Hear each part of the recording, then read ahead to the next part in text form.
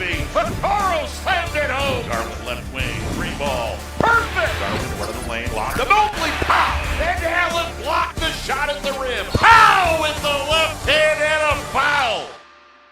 Welcome to the Chase Down Podcast, part of the Cavs Media family. I'm your host, Justin Rowan. The Chase Down is presented by Fubo TV. Watch over 100 channels of live sports and TV for half the cost of cable. There's no contract and no commitment. Try for free at FuboTV.com. The Cleveland Cavaliers have improved to 3-0 at Summer League. We're streaking. We're on a roll. The good times keep going. And today, to discuss it, is my co-host, Carter Rodriguez. Carter, how you doing, buddy? I'm doing well, my friend. Some fun Summer League basketball. Often an oxymoron, but yet not for these Cleveland Cavaliers, who are playing a pretty aesthetically pleasing brand of ball. It's been a lot of fun, actually. That was something that the broadcast in today's game mentioned, where it was late in the fourth quarter, and they're like, I don't know if the Cleveland Cavaliers have even attempted a bad shot in this game. It's, this team seems to be just the right mix of what you'd want in a summer league environment. There's no, early lottery picks that are going to get shut down after 2 games or second year guys. It's kind of a stress-free summer league for us to watch, where just, none of these guys are really expected to be part of the rotation for the Cavs next year, but all of them have the potential to maybe someday become rotation players for this team. And it's the right mix, and I've been having a lot of fun watching this. I saw a real humdinger of a tweet from Adam Eaton from July 8th, and shouts to Adam for the stat. The Cavs 2023 Summer League starters average age is 22.7. The average 2021 starters for the Cleveland Cavaliers main team was 21.6. Oh my God. So, for Summer League standards, this is a pretty veteran team. Like, it's almost everyone's second or third years playing professional ball or more. Bates is really the only true newbie that's getting minutes. And it really shows. Like, I feel like they're playing good basketball. There's a lot of IQ up and down the floor. People kind of have defined roles within the Summer League roster, which is very rare. And by the way, it's hard to hold it against people who are gunning and kind of breaking the offense, because most of these guys are trying to find jobs long term. But yeah, everyone kind of has a job. They do that job pretty well, and that's why they're 3-0. I think, other than some slippage in the third quarter against Brooklyn, they've kind of just kicked ass the whole way, which has been super fun. Because it also, because of the depth of players that I care about on this roster, and that I'm very familiar with, they also always have like 3 guys worth watching on the floor. That, like, if you're a real sicko like the two of us, there's still a lot to learn about a lot of these prospects. So it's been really fun. I think it's been the most fun Cavs Summer League team ever so far for me. Like, in terms of just of my adult life, just because it's like there's just so many interesting things to see, and nobody really looks too lost. And there aren't a lot of these positions where you go, like, why am I watching this? Which happens in Summer League. It's supposed to happen. So the fact that it's not has been super fun.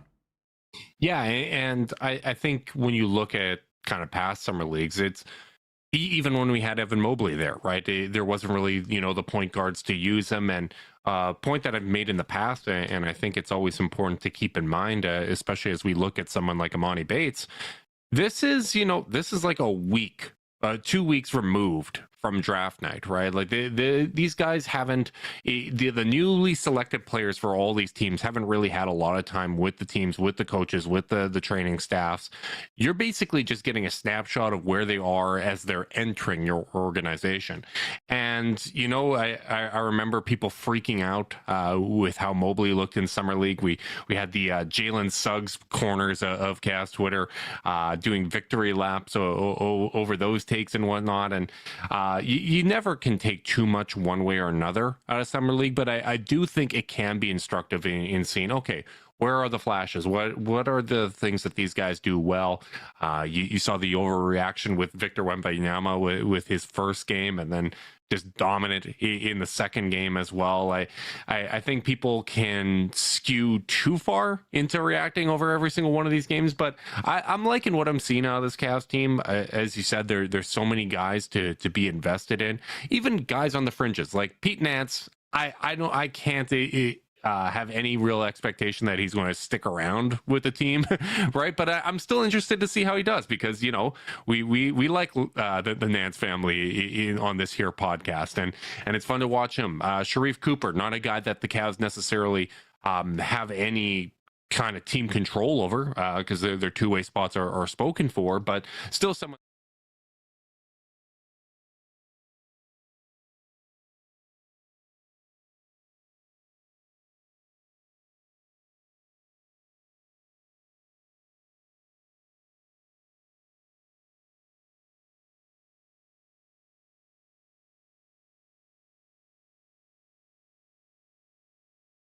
Lost me on the screen somewhere. I don't know when we crashed. So I dipped us to black somehow. So my apologies. You'll have to catch it back on the audio. What Justin said when he uploads it later. I don't know. I was doing real sicko stuff and searching for summer league stats on NBA.com just to kind of see where the team stacked up. Did you just like the hold music bit that much? I like the hold music bit quite a bit. So, I mean, it's the off season for us too. We're not going to be as sharp, just pretend like we were out partying in Vegas overnight. So, but yeah, it's been a very fun summer league. And I'm just really, I've enjoyed almost every player that I really have investment in. Mm-hmm. They've had at least like 1.5 good games of play, which is fun. It's exciting to kind of see who of this group might end up, popping and getting their spot in the sun with the big club. So, I mean, we should probably start with Amani Bates, who, after I would call inauspicious summer league debut, where your boy was just chucking, to put it politely. I mean, taking shots the second the ball hit his hands, and I thought really played the kind of out of control and not team friendly basketball that unfortunately landed him in the second round in that opener. And then you go into game 2, a lot more of a low key game. Still took some tough shots, but really just had a more relaxed game. And then tonight had an awesome team basketball efficient game. 21 points, 7 of 11 from the field, 5 of 8 from 3 on mostly catch and shoots in rhythm. Only had 1 assist, but I saw quite a few nice little hit-ahead passes and kind of ball movement. Passes that led to the pass, too. Nice little ball movement plays where he could have probably put up a tough shot and instead moved the ball. A couple nice steals, active hands, a couple nice blocks, just getting vertical. I felt like tonight was the game where you saw the vision with Bates. Like, even if you're a Bates skeptic, which I think is perfectly fair, when you watch a game like tonight, you go, "Oh yeah, that's why you take the guy," because the upside was very, very apparent in tonight's game. Yeah, 21 points on 11 shots, as you mentioned, 2 steals, 2 blocks. Like, it's funny that he's getting a block per game, because it's not like he's got athleticism that jumps off the screen. To the contrary, like he doesn't really get up there a whole lot, but he's shifty on the court, right? Like, he gets to his spots. He seems to have good timing with those blocks and things like that. And I thought his defensive effort overall in this game was a lot better. And you're right. I think he's been getting better. The decision making's been getting better every single game. And it's almost like going into the first game, someone told him, "Hey, you know what? Just be aggressive. Don't be afraid to take your shots when they're there." And he took it very literally. That every time the ball touched his hands, it was going up. But the decision making just keeps getting better and better. And that's the kind of stuff you want to see, right? Like, I think when you hear Kobe Altman talk about Amani Bates, when you hear Chris Fedor and other people reporting on what they hear from people within the organization, it's all, yeah, this guy's a couple years away from, being a rotation player on the team, that he's going to spend some time with the charge. That's why he's on a 2-way contract. But these are the kind of things that you want to see, that he is coachable, that he is quickly applying these lessons that are being learned. And like I said, it's not like he had spent a lot of time with these guys early on. And I think it makes sense when you've only had a practice or two. Yeah, the scorers are going to go out there and they're going to take tougher shots. They're going to be aggressive. When you have a couple games with these guys and you start to develop chemistry, you're going to play better team basketball. So I think that's exactly what I want to see. And I think the best way that we can do this, Podcast Carter, is just kind of going over what we like with these guys and where we'd like to see them improve. And like for me, where I want to see Amani improve is exactly what we've been seeing gradually here. I like seeing the team basketball while still maintaining that assertiveness. I don't want to see him pass up open shots, but I do want to see him attack closeouts, and move the ball in those situations, because he's going to be someone, when you're projecting forward, that's going to have gravity, that people are going to close out at him hard. And I want to see what he does from a team basketball standpoint in those situations. Yeah, I think for me, I think a lot of the stuff you saw on tape at EMU in Memphis was apparent in terms of some of the weaknesses. The frame is very, very slight. When he gets hit, he really does lose a lot of that vertical pop. You've seen it when he does attack some of those closeouts, when he can't generate a clean angle to the rim, it's a lot of floaters for a 6'9" guy. And I think one thing I want to see with him is like, hey buddy, you don't have to try to finish every time. Like, you've destabilized the defense. Sometimes you can just kick it back out, because a floater is just not really, like, it's not a high enough percentage shot over 2 or 3 outstretched arms. The athleticism dings on him pre-draft, I think, are apparent. He's not a great leaper by any means. I don't think that was just a bad combine test. He's not getting up there, though. He did have a very nice alley-oop in the second game finish. So those, he's got the length to make up for it. Yeah. So I think that's really what I want to see, is him using his length, and just relying on that to generate angles, generate deflections and steals, and just getting his body in the right spot as much as he can, because he's never going to jump over people.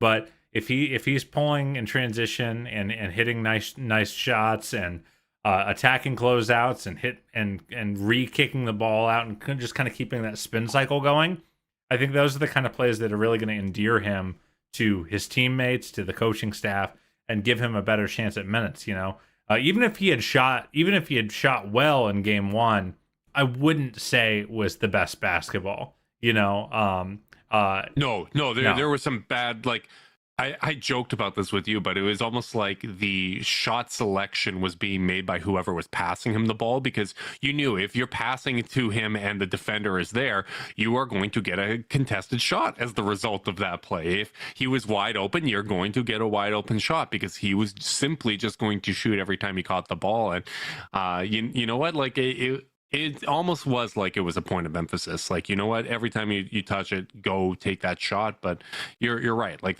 he's been playing better and better team basketball. And I mean, the other thing I'd like to see him improve, which is just kind of obvious and is a long-term thing, is just continue to add weight, continue to add some strength, because he does have the length that, as he gets more functional strength, it's going to be more of a deterrent to his ability to stay with guys and kind of use the nice timing that he has when it comes to blocks and steals. That's going to become more effective. So, you know what? It was fun to see him out there. It was fun to see him hitting the shots. I thought that this was, like you said, this is the type of game that shows you, okay, that's the vision. This is the vision. What you would like to see. This is what you're looking for. And just one final note. Loved it when Merrill was absolutely flame-throwing in the third quarter, that they got the ball on a 4-on-2 in transition, and he just left the ball for Merrill. Like, he also had an advantage with the ball, but decided not to press that advantage to feed his teammate that was burning the nets down. And I know that sounds like faint praise, but it's important. It's important for him to make those kind of plays, because he's not going to be Kevin Durant as a scorer. He's just, and that's no insult. So, like, he's going to have to be a well-rounded basketball player to compensate for some of his athletic shortcomings and his some of his frame.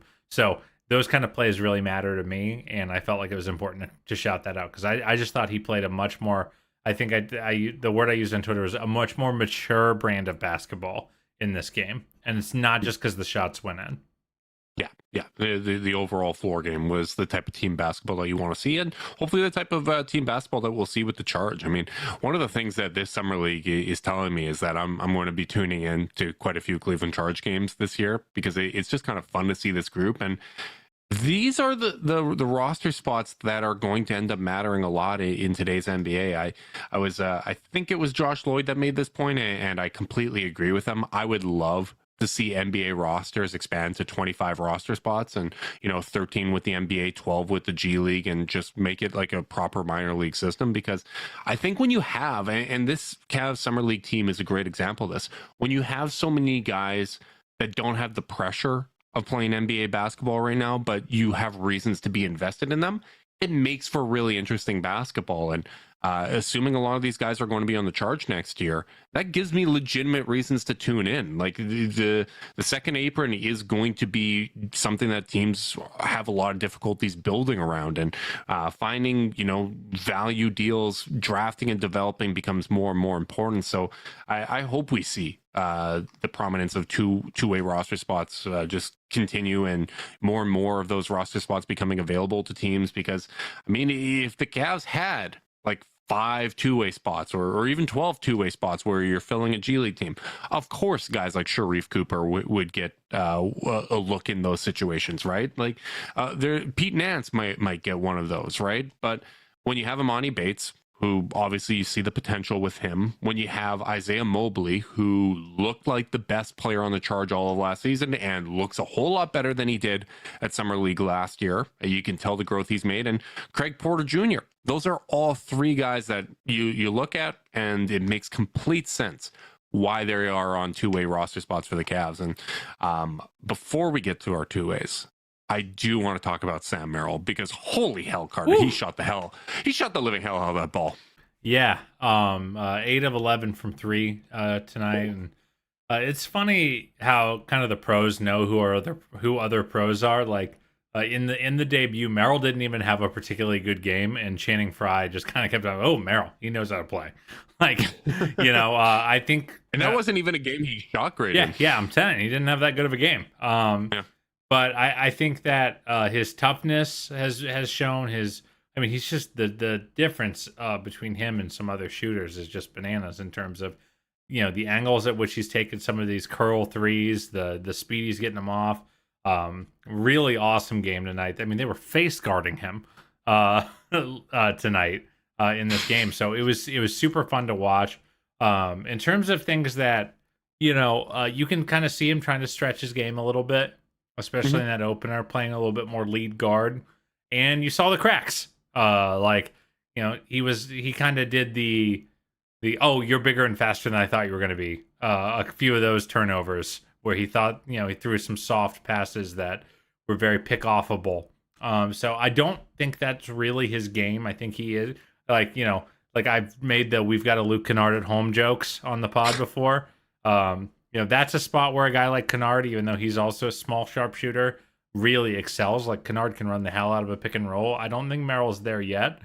But I do think, man, the jumper is just so pure. It's just, it's truly an A+ level skill, even at the NBA level. It's at least an A level skill, because he can shoot it at with such little airspace. Yeah, the form is great.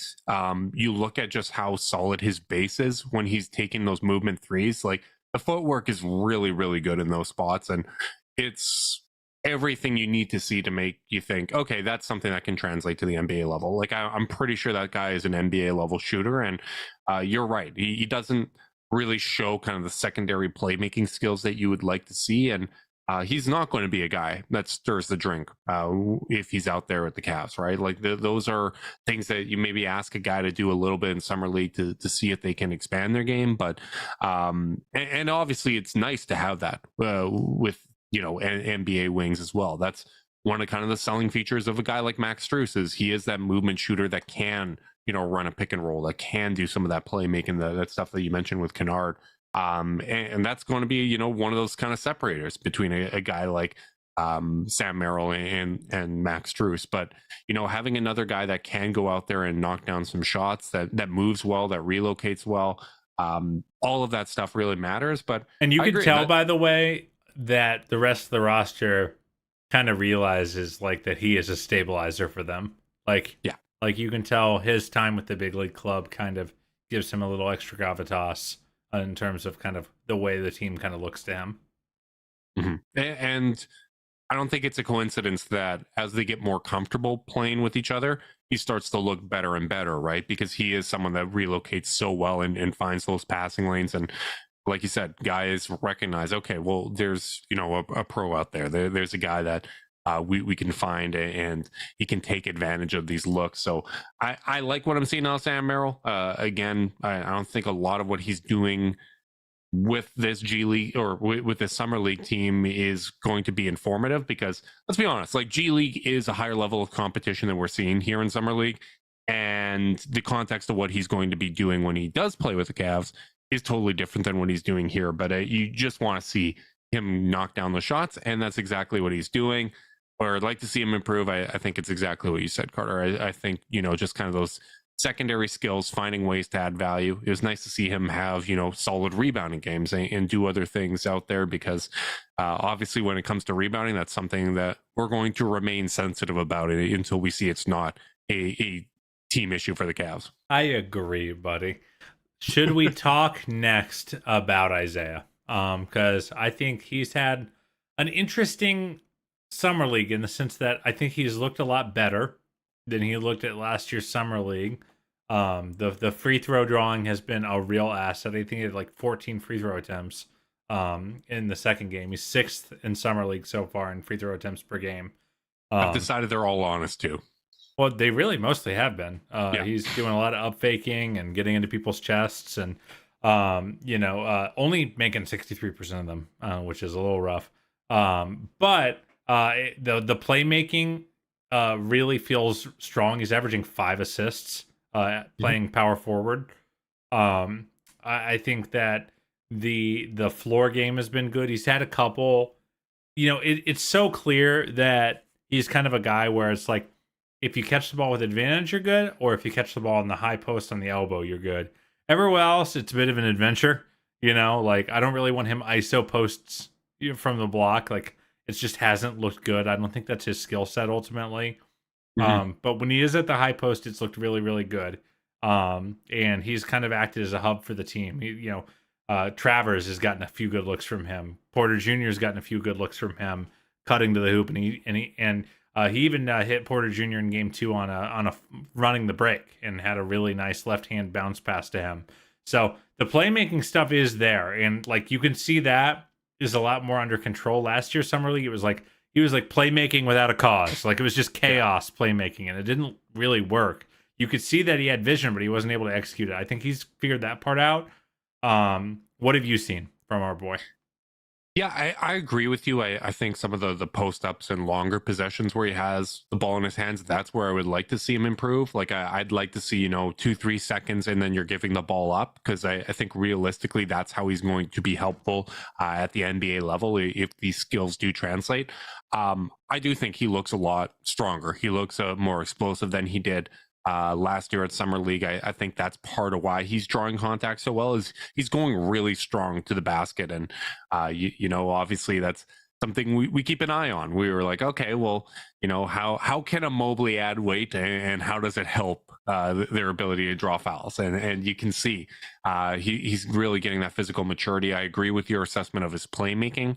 I think he's made some really brilliant passes. There's been times where guys haven't been ready for it. I remember he basically did a spin move on a guy, completely shook him out of his shoes, and wrapped a behind the back pass to Khalifa Diop, who hit him square in the chest because he just was not expecting the ball to come from that angle.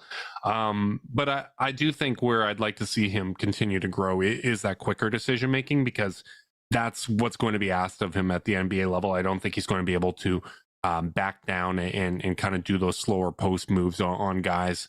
But I think, his ability to get to the rim, just his smarts, you just feel like this is a guy that's going to eventually become an NBA contributor. And honestly, it got me thinking, because I feel like team building is changing more and more, and how teams use two-way contracts is going to be something that I'm keeping an eye on across the league. Because in the case of Isaiah Mobley, like, the Cavs do have still a need at backup big.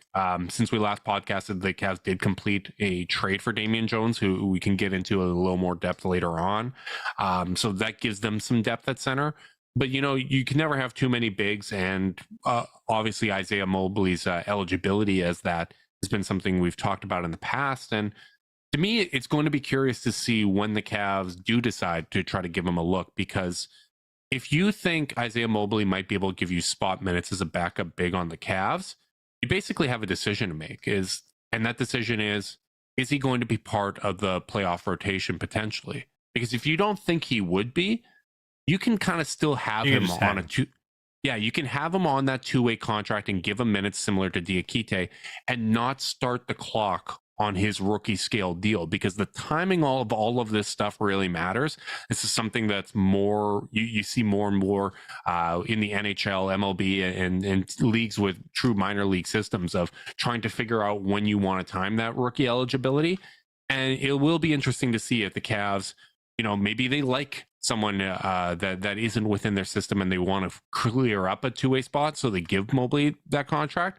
Or maybe they say, you know what, it's going to be valuable to time this out right, and we'd like to wait another year. So I'm curious to see how that ends up shaking out in this instance. Yeah, I agree. And yeah, we'll get to that last roster spot by the end of this pod. But I think the one thing that is still a little disappointing about Isaiah is the 3-pointer is not where you'd want it to be, at least through these 3 games. He's shooting 14% from distance.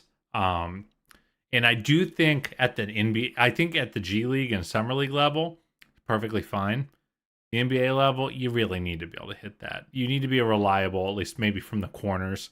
He hasn't taken a ton from the corners. Most of his have been above the break, and I think that's maybe part of the struggle. And also like just a byproduct of the role he's going to play on a Summer League team. But like, if he could get really reliable from the corners as a stretch big, that's the one archetype this team has not really had. Since Kevin Love was cut or bought out.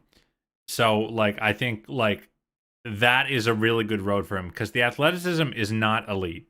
It's not like he's like a bear of a man either. Like, he's going to be a guy who gets by on being really smart and really crafty. So like, adding some extra touch and some extra punch when he's not getting to have the ball, because it's like, if you're Isaiah Mobley at the next level, you're probably just not going to get to operate from the high post in a hub spot. Like, it's just going to be really hard for you to do that, because that real estate is taken by, it's taken by, like, frankly, like, players who the team is just a bit more invested in. So he's going to have to find ways to help elsewhere. So I really hope we get to see that 3-pointer continue to develop. Yeah, I do too. I'm not putting too much stock in the percentages in Summer League, because, last year when we saw him in Vegas, it was clear when he was attempting threes, it's like, oh, that's further than I thought. Yeah, like, there was that extra little bit of push, and the percentages were fine in the G League, but I do think, it still has a ways to go to get to the level of reliability that you'd feel great about in an NBA game. And you know what? We'll see. We'll see if he can speed that up, and if the continuing to add strength helps with that. But I'm not too concerned with it. Like I said, I think the G League numbers are a little more reliable to go off of than what we're seeing in Vegas. Absolutely, buddy. Let's move on to our other two-way player, Craig Porter Jr. Oh, your thoughts? I'm all the way in.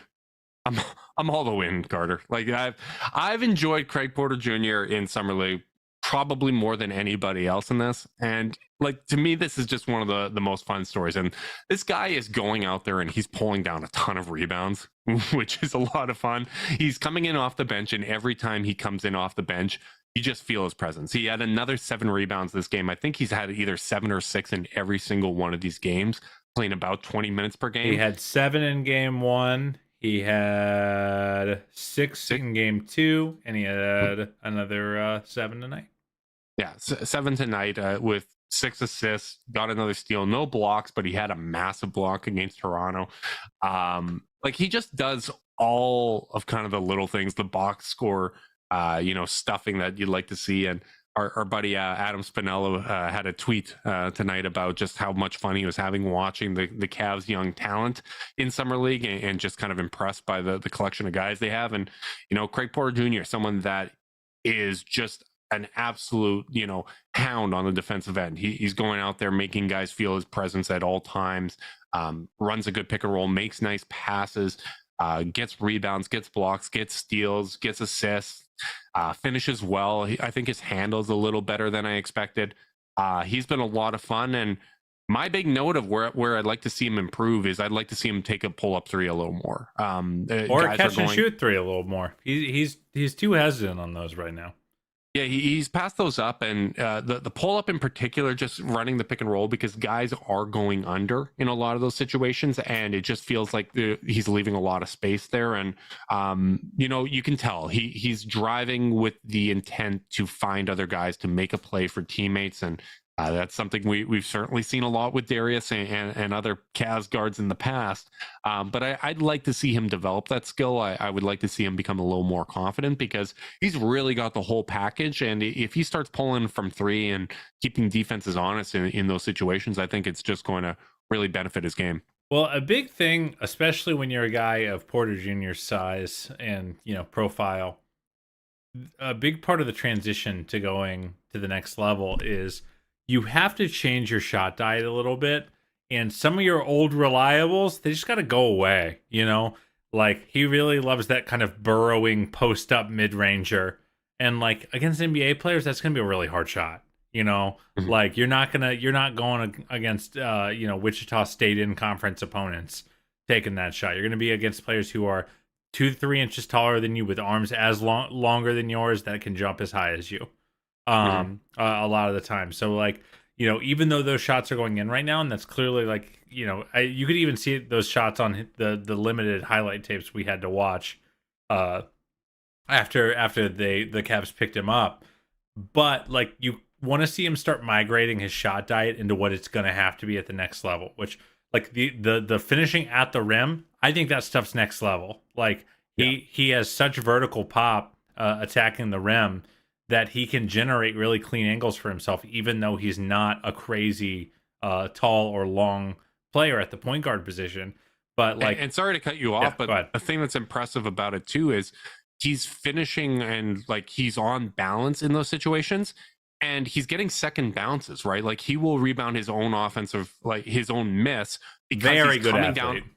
He's coming down under control, going right back up and out rebounding bigs on his own, like, athletic acrobatic layup miss, right? Like, it's unbelievable to have that type of control and that second bounce ability. Absolutely. He's a really good athlete. He's very fast, very explosive, and can jump, and seems to be playing under control. As just, if you get a kick out and you're open from 3 and you're Craig Porter Jr. and you have that body type at the next level, you have to rise up and shoot. You just have to. So I really want to see, if I'm the Cavs coaching staff, I'm saying, hey, I want 4 or 5 3-point attempts from you next game. Just get them up when they're there. You can tell the NBA range is something that the pull up it's a little bit of a labor. He's not getting it up super fast.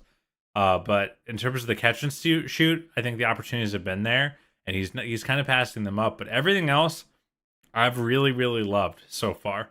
I'm a big fan. I think it's funny. I was so outrageously in that I've actually had to temper a little bit, seeing the 3-point shot and volume not being comfortable lame. Yet. Lame. Well, it's just reflective of how stupid I am, and how in love I fell based on very little information.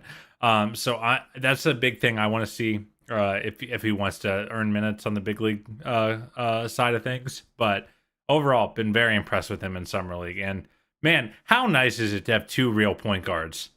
between him and Sharif Cooper. Like all these that are actually trying to help guys get shots.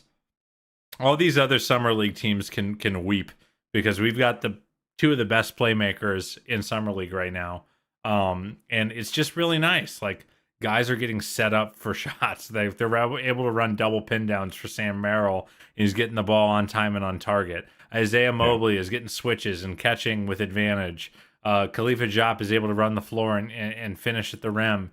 Like it's nice. It's nice. And you know, I know Cooper isn't under contract with the team right now, and they don't hold his draft rights, so he's free to go anywhere. But I'd be remiss if we didn't shout him out too, because I've really liked watching him play. Even like on a night like tonight where he had an inefficient game, he 8 points on 11 shots. It's still been fun to watch him because he's such a nice playmaker. Yeah, he's such a smart passer. He's got really nice vision. Obviously, he went off in the first game. The next two games have been a little bit tougher from an efficiency standpoint, but I still continue to really like his vision. And again, that'd be nice to have a spot for him. I understand why we don't, but yeah, definitely a guy that I'm happy is in the system right now. And we definitely we saw kind of the ghost of Cavs summer league pass with RJ Nembhard playing for the Raptors in the last game. Moses Brown making an appearance. It was a double revenge game against the Cavs, but you can tell it's a new era of Toronto Raptors basketball because we left that game without any injuries. But I'm all the way in on Craig Porter Jr. I'm completely sold on him. I think he's going to be a pro. I'm as sold on Craig Porter Jr. as I am on the video conferencing we get from Zoom. Support from this podcast and the following message comes from Zoom. 500,000 businesses connect using Zoom, a single platform for phone, chat, workspaces, events, apps, and video. Zoom enables real-time collaboration for teams around the globe. Zoom, how the world connects. Speaking of connecting from all around the world, Luke Travers coming in from Australia, Khalifa Diop coming in. Man, I'm excited that both of these guys were able to make it over for summer league. It's fun to check them out, and Travers continues to do a lot of stuff we saw him do last year, right? Which is just kind of filling in all of the gaps, being that hustle player, going out there, getting blocks, being physical. I can tell he's still kind of a bit of a ways away. One of the things that jumps out to me is he's really going to need to speed up that jump shot. It's still pretty slow. It takes a while to get up there, but you can tell it's better, and it's come a long way from where it was last year. But you can tell he still needs some time. But I get really impressed by one or two plays he does every single game because he's just such a high IQ player. Yeah, he is. He's one of those guys that are gonna appeal to me. He runs the floor really, really well in transition. He contests shots really, really smartly. I think he surprises offensive players with his length. He had 4 blocks in the opener against Brooklyn, and I think he had a really bad goaltend called against him too. That would have made it 5. Wings don't get 5 blocks even in summer league. There's something preternatural about his anticipation there. He is an ambitious passer. I think our boy DH in the Discord said he threw a couple here for a good time, not a long time passes on game 1. I thought that was a little critical, but I did think it was funny. But I like the way he plays very unselfishly, and he's under control as a passer too for the most part. Even going at full speed, which is really, really nice to see. The finishing, I think, is good enough. It's not great yet.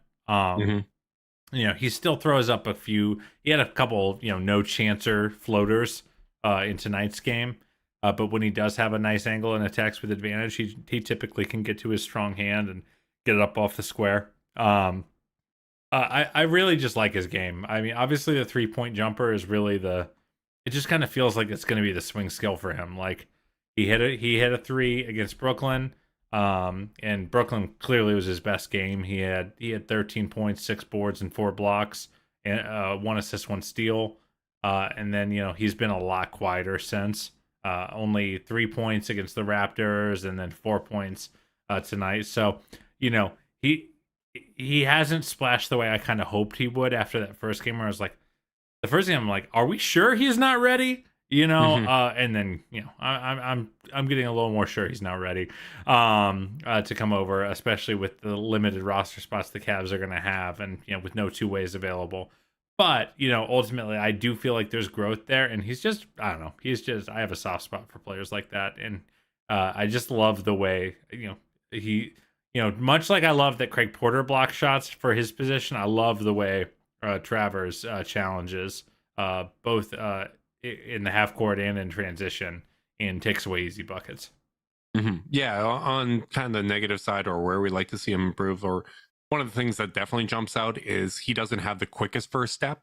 He has trouble kind of getting by guys. If he has that first step, he uses his body really well to kind of maintain position and shield the ball and go up. If I had to give him film, I would give him film of Kyle Anderson, because to me, he reminds me a lot of Kyle Anderson, someone that's not going to blow you away with the athleticism. The jumper, takes a little bit of time to get off, but just the understanding of that body control, the high basketball IQ, filling the box score in so many different ways.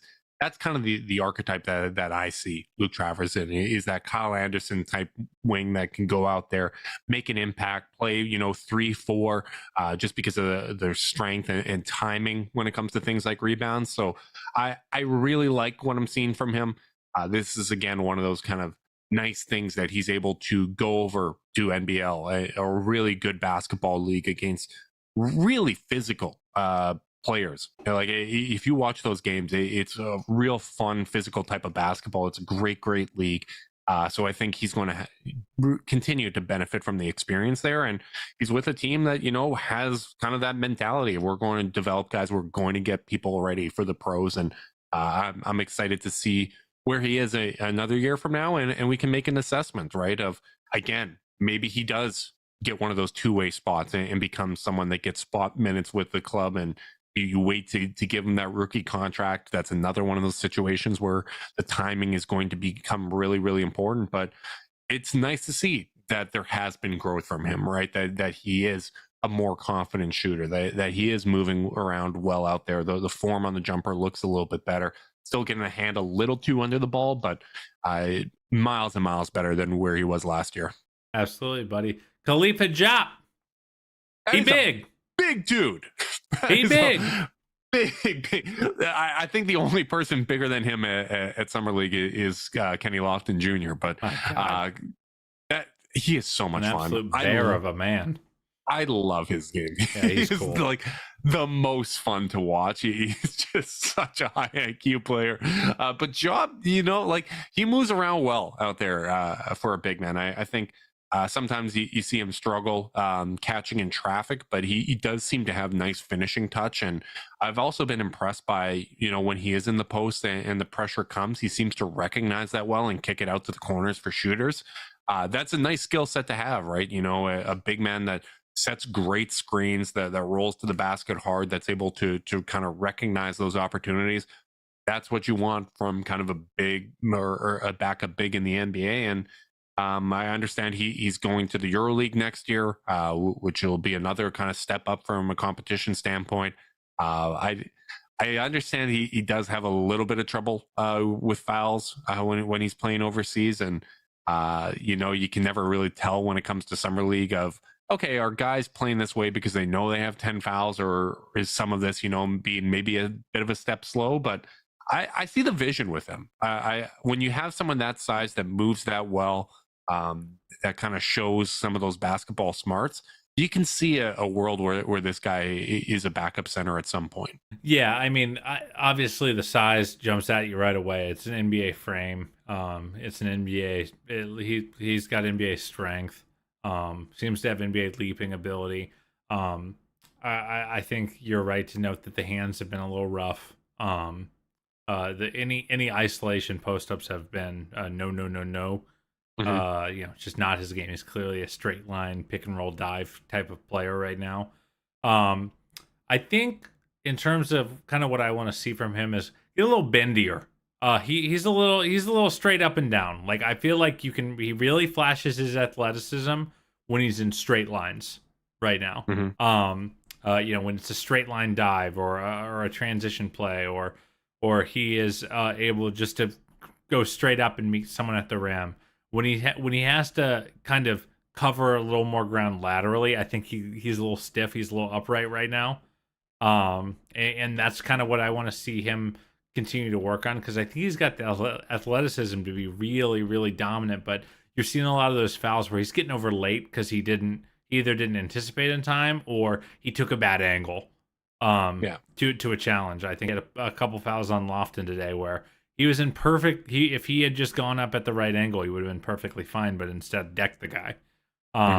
So I think that I don't actually have that much to say on Job, because it's like when he gets clean lanes to finish, he will finish and it will look nice. When he is in position to contest a shot, he's going to contest it really well. He's rebounded pretty darn well in limited minutes, 6, 8, and 9, and like playing about 20 minutes a game. So like, more than happy with that. But I want to see him get a little bendier. I feel like I'm talking about a defensive end right now, but I do think that it does kind of apply. One of my favorite possessions that he had, it was on a fast break, and he caught it outside the 3-point line, and just kind of the 2 quick dribble, like driving to the basket. I think he got to the free throw line on that play, but I was just like, wow, he moved quick with that ball. Like it was kind of surprising to see him put the ball on the court and move with the speed that he has. And he's got that kind of NBA gait, right? Like I don't think he's necessarily the type of big man that's going to switch out on the perimeter and play that Jared Allen, Evan Mobley type defense. But in terms of kind of the traditional, center with the traditional size you'd want with that position, like this is a guy that I can see projecting out that way. And obviously I'm not counting on all these guys to become rotation players for the Cavs, but the more of that they show, the higher the likelihood that maybe these guys do get a look sometime. Maybe another team comes calling and has some interest in them, right? Like there's value from that standpoint. And you just want to see, even from a scouting and player development standpoint, that the Cavs are taking chances on interesting guys. And I think all of these guys qualify as interesting. You can see the vision with these guys, and you hope that maybe 2 of them pan out and turn into rotation players for the Cavs. And any more than that, you are laughing. You're feeling pretty great about that. Absolutely, buddy. Should we talk about Damian Jones, newest Cavalier? I cannot believe we buried it till 43 minutes into the pod, but hey, we're buried it. Yeah, that's you fair. buried had it. He was at the top of my rundown, man. Don't you do this to me. I'm sorry, buddy. I'm only a man. It was nice to see the trade for Damian Jones get completed to get kind of a young backup big. And this was, I don't think anyone's come out and said this outright. I've listened to the Kobe interviews, and I don't believe he mentioned this, but to me, it does seem like a little bit of a change. And one of the things we speculated at the end of the season, which was these roster spots, these end of roster spots are being used for younger guys that can give you rotation minutes, and you're not seeing the veteran leadership signings of an Ed Davis or a Robin Lopez, because that torch is getting passed, man. Like the responsibility is coming down to guys like Darius, Donovan, Evan, and Jared, right? Like they're being counted on.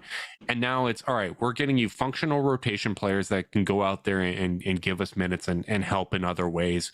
Because from a leadership standpoint, it's going to be the core. It's going to be the coaching staff. It's going to be even guys like Ricky that provide some of that on the side. But for the most part, it's going to come down to your stars. And Damian Jones gives the Cavs an athletic big man. He's shown a little bit of touch from the 3-point arc. A little. We added a 70% 3-point shooter. The Kobe spacing tour continues. For the full season, I believe it was 58%. But yeah, over 70% with the Jazz. So that was a lot of fun. He's got touch with it, man. Like that, you just showed his shot against the Kings where it was a pretty quick release with a defender in his face.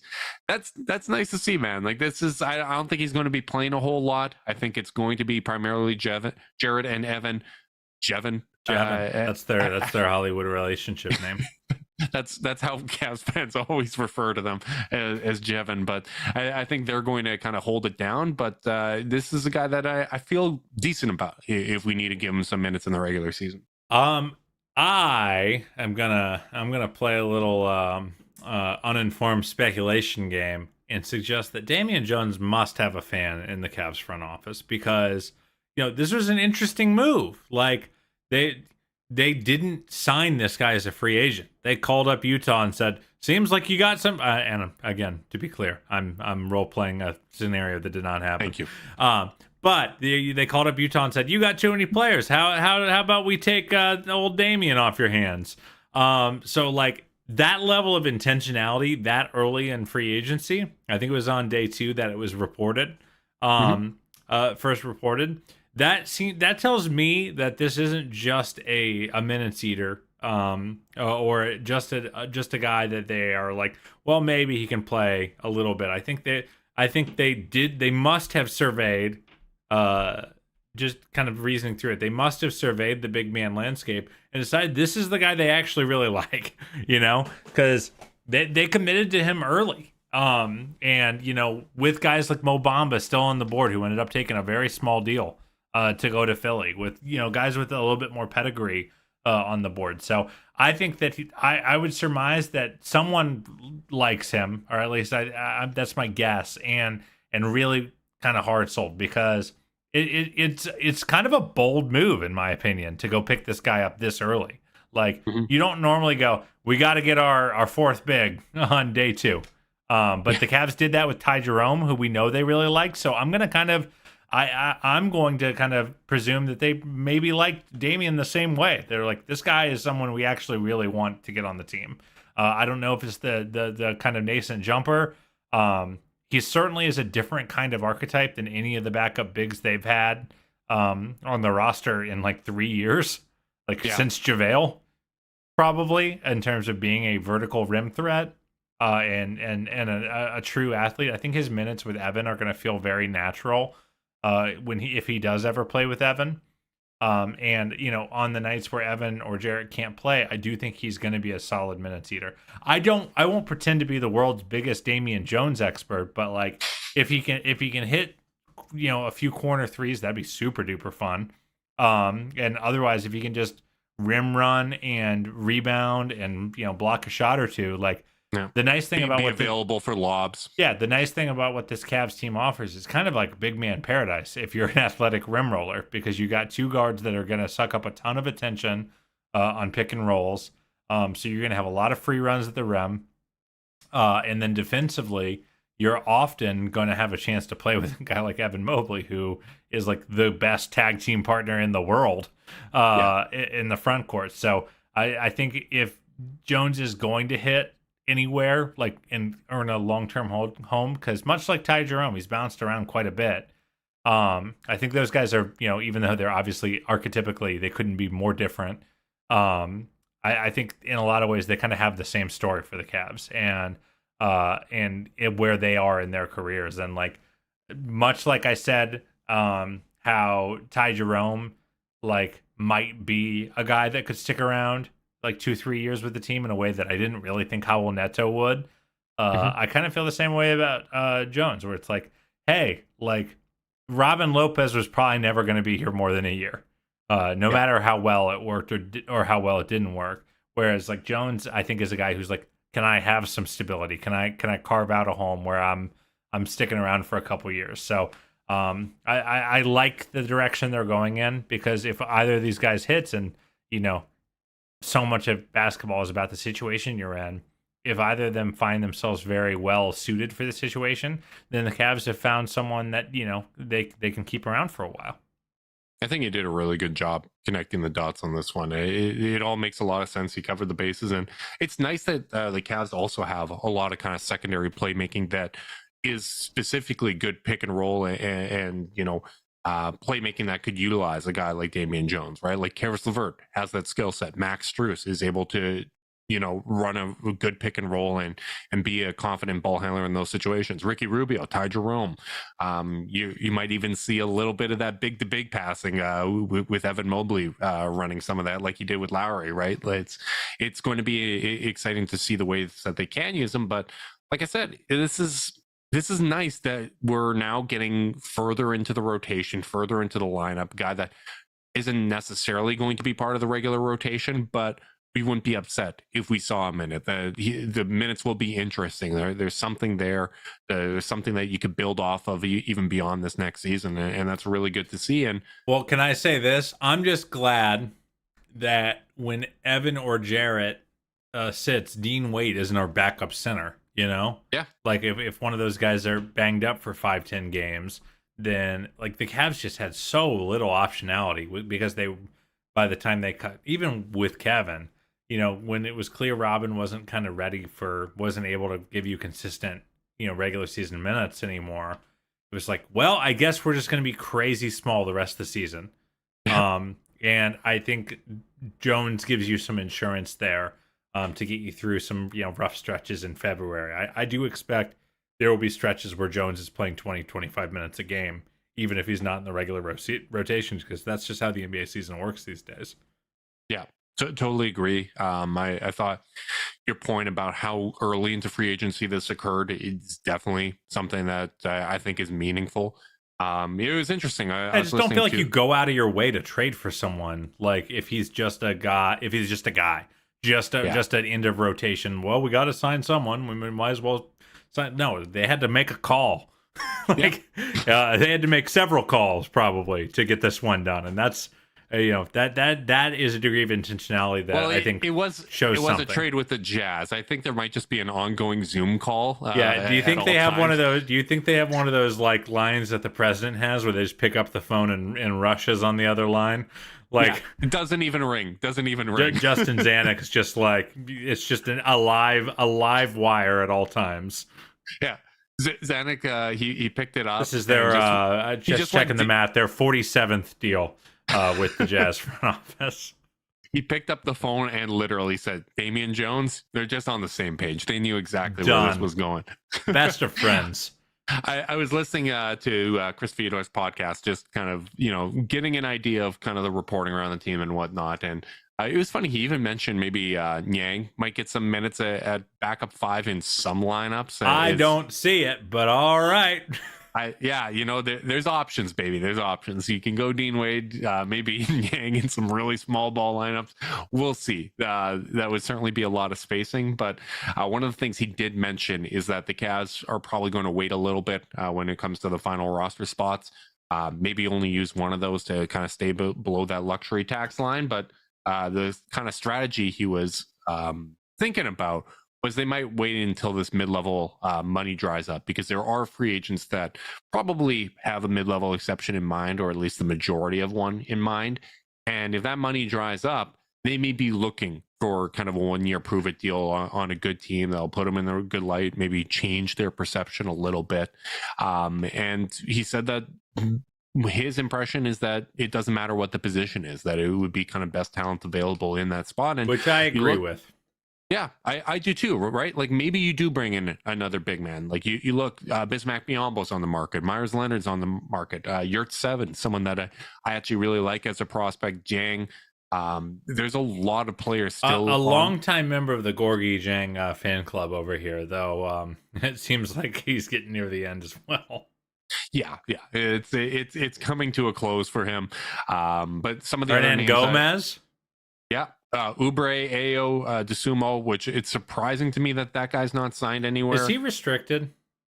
He might be. That might be the deal there. That's a really nice young player.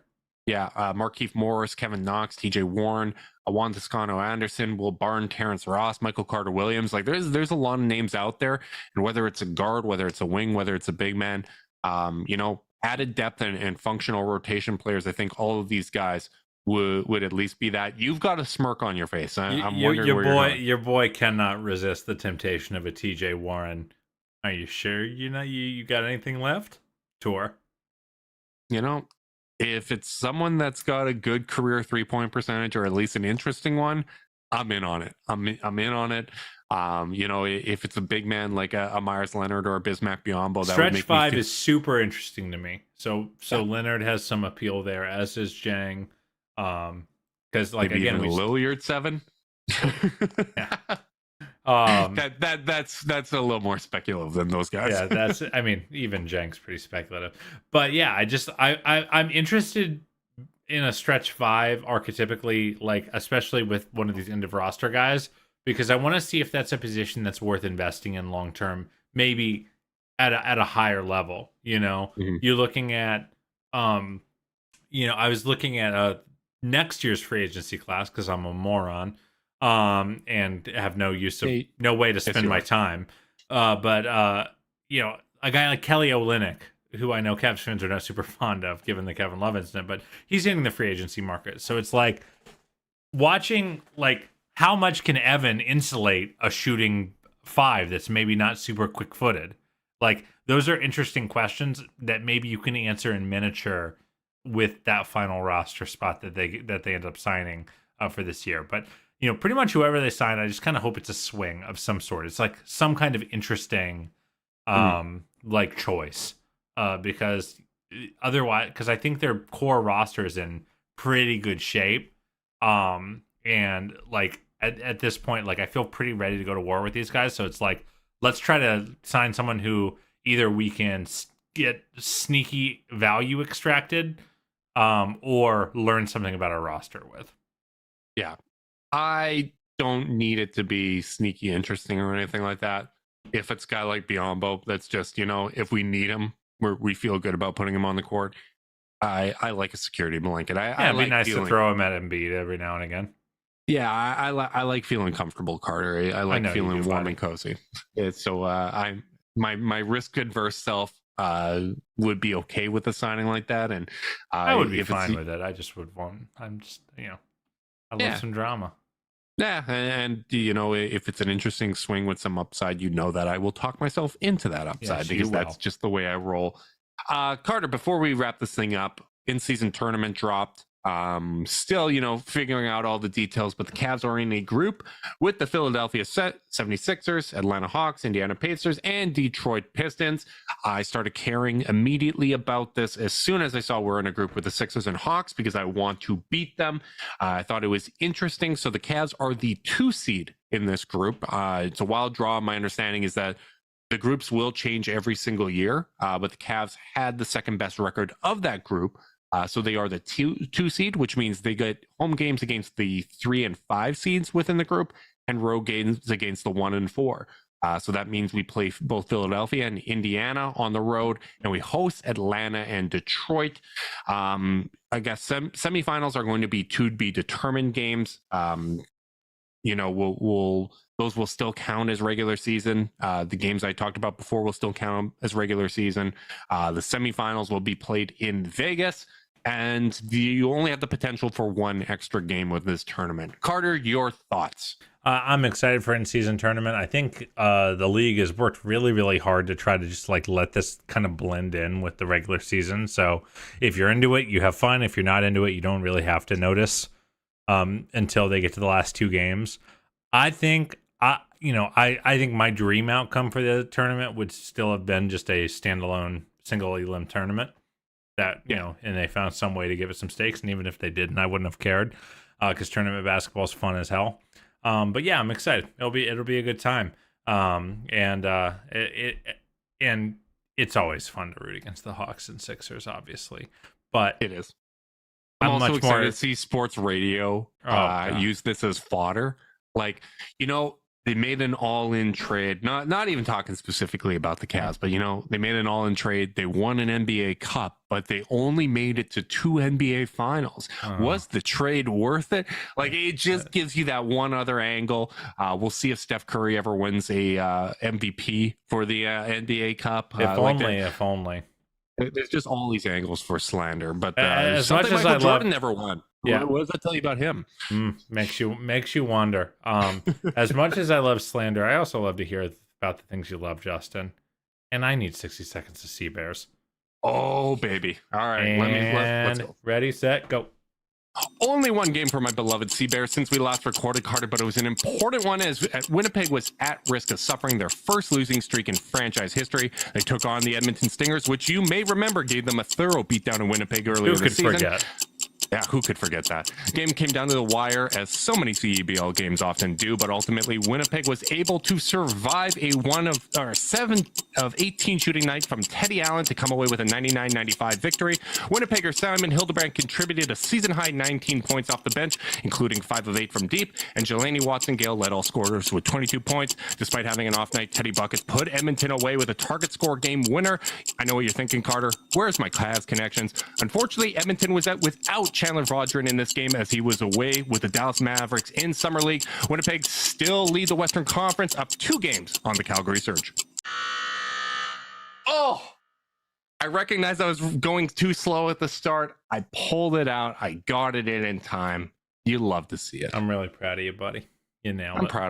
I'm proud of myself too, and I'm proud of the Cavs going 3-0 so far in Summer League. Let's go win a Summer League title. I'm here for it. Come on, boys. But you know, if we win a Summer League title, Carter, we have to do a live pod after. Yeah, I let's don't care pop if some champagne. You know, I don't care if we've already done our podcast for the week or whatever the case may be. We'll get an extra one in for that game. I'm excited about it. Hell yeah, brother. This is now something I need. The Cavs already have one NBA championship, more on the way, don't you worry. But we're going to get an NBA Cup, and we're going to get a Summer League title. These are things I need to see. Big thanks to everyone that tuned in live on YouTube. We really appreciate your support. Make sure you like and subscribe. Click notification bell so you know when we're going live. If you're listening via podcast and you want to support us, leave us a rating, leave a review, subscribe, unsubscribe, resubscribe, and help cook those books. If you want to be part of Chasedown's exclusive Discord chat, send a screenshot of the review to chasedownpod@gmail.com. However you choose to support us, we really do appreciate it. Make sure you guys are staying safe out there. And until next time, go Cavs.